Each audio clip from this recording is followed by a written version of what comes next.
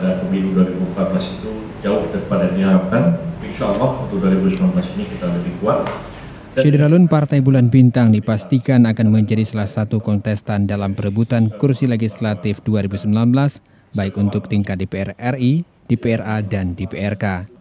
Saat ini, partai tersebut sudah membuka pendaftaran bakal calon legislatif dan membuka pintu bagi putra-putri terbaik Indonesia secara umum dan Aceh secara khusus untuk bergabung.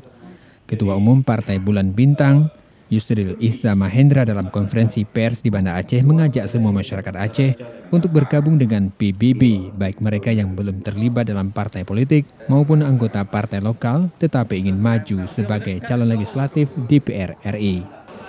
Dari Banda Aceh, M. Fadli, Serambi On TV.